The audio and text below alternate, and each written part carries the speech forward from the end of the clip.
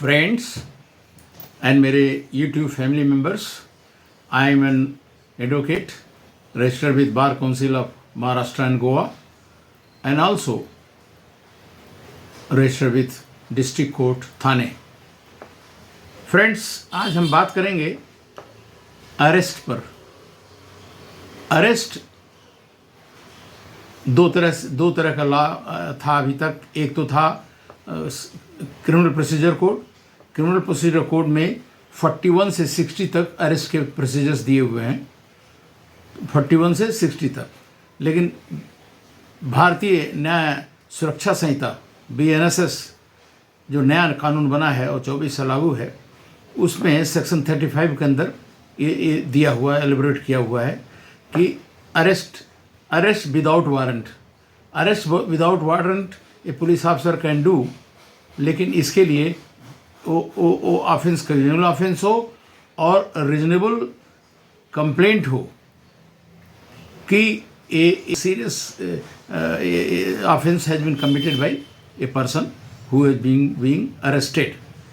अच्छा, दूसरा क्लॉज है ये कि punishable by law and whose punishment is up to 7 years and up to 7 years and 7 years से कम भी हो, लेकिन 7 years उसे प्रिस्क्राइब हो नहीं दिया गया. 7 years से कम जो जज डिसाइड करता है.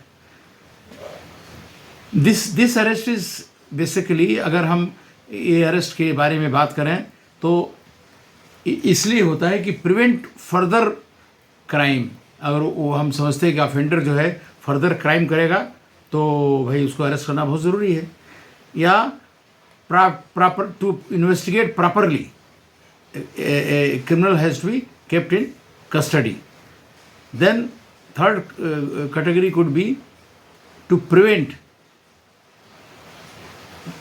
Disappearance of the criminal. कहीं भागने जा फिर मिलेगा नहीं, हाँ, तो उस अवस्था में अरेस्ट करना बहुत ज़रूरी है. और who can tamper with evidence and witnesses.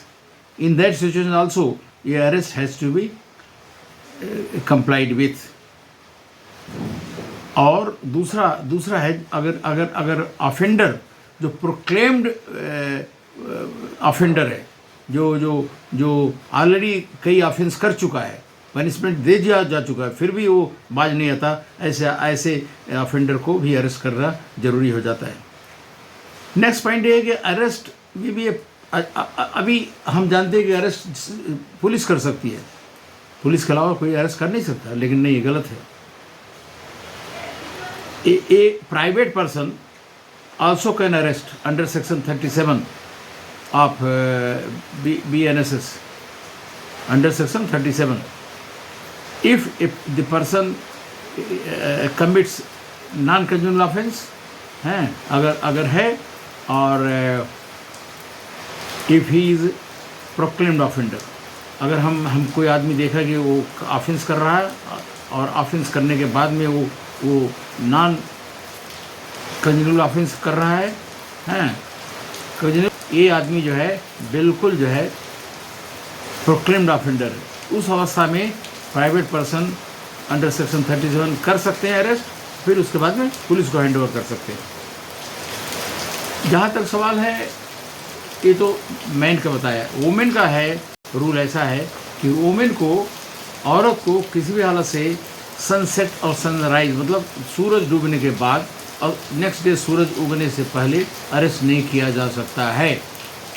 ये बहुत क्लियर रूल है कि वो औरत को ला करके लाकर में बंद नहीं कर सकते हम, अगर वो रात में ला करके, मतलब जो है सूरज डूबने के बाद और सूरज उगने से पहले नहीं कर सकते. अगर अरेस्ट करना ही बहुत ज़रूरी हुआ, बहुत ज़रूरी हुआ, तो ये फर्स्ट क्लास मजिस्ट्रेट से परमिशन लेना पड़ेगा और उसके ऑर्डर के हिसाब से उसको अरेस्ट कर सकते हैं.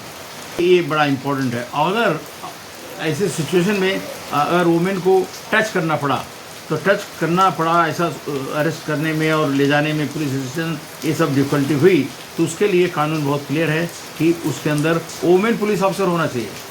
औरत पुलिस ऑफिसर होना चाहिए और जो है वो अरेस्ट करके ले जाएगी, और मैन अरेस्ट करके नहीं ले जा सकते। ये बड़ा इम्पोर्टेंट है। और सेक्शन, ये तो सेक्शन 43 वुमेन एक्ट के बारे में 43 सब सेक्शन 5 में दिया था। अभी हम बात कर रहे हैं 47 सब सेक्शन 3 में, जहाँ हेड कफ हथकड़ी लगाते हैं। हथकड़ी लगाने के लिए जो है उसका भी एक नियम है, और उस नियम को ऐसे नहीं हटा सकते हैं।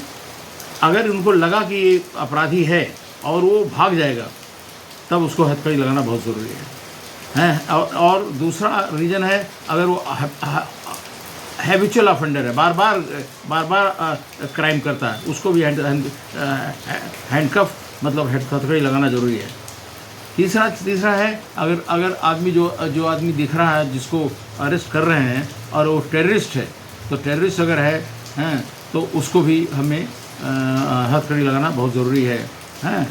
और ये मर्डर और रेप के क्राइम किया है, रेप और मर्डर जैसे क्राइम किया है, ऐसे हिनस क्राइम के लिए भी हथकड़ी लगाना बहुत ज़रूरी है।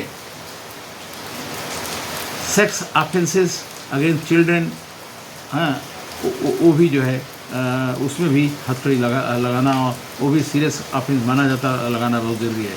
तो ये जो मैं बताने की कोशिश कर रहा था कि अरेस्ट नया जो लॉ बना है भारतीय न्याय संहिता में जो है, तो उसके अंदर जो है अरेस्ट जो है, आप ये समझिए कि उसके अंदर सेक्शन 35 और CRPC जो पुराना वाला वो 41 to 60, उसके अंदर जो है क्लियरली सब कुछ दिया है। तो अरेस्ट कैसे कर सकते हैं, विदाउट वारंट कैसे कर सकते हैं पर और किस किस अवस्था में कर सकते हैं, ऑफेंडर प्रोक्लेम्ड ऑफेंडर है तो क्या करना है, और दूसरा अरेस्ट बाय ए प्राइवेट पर्सन, एक प्राइवेट पर्सन कैसे अरेस्ट, किसको अरेस्ट कर सकता है, किसको नहीं कर सकता है, और अगर औरत को अरेस्ट करना पड़े तो उसके अंदर क्या प्रोसीजर फॉलो करना पड़ेगा अंडर सेक्शन 43 ऑफ VRSS जो अभी बताया मैंने आपको। और अगर किसी को हथकड़ी लगानी है अंडर सेक्शन 47(3) तो उसके लिए क्या क्या ज़रूरी है, ये सब समझने के लिए कुछ हम लोग को मालूम होना चाहिए कि पुलिस का अधिकार क्या है, हमारा अधिकार क्या है, और पुलिस क्या कर सकती क्या नहीं कर सकती है।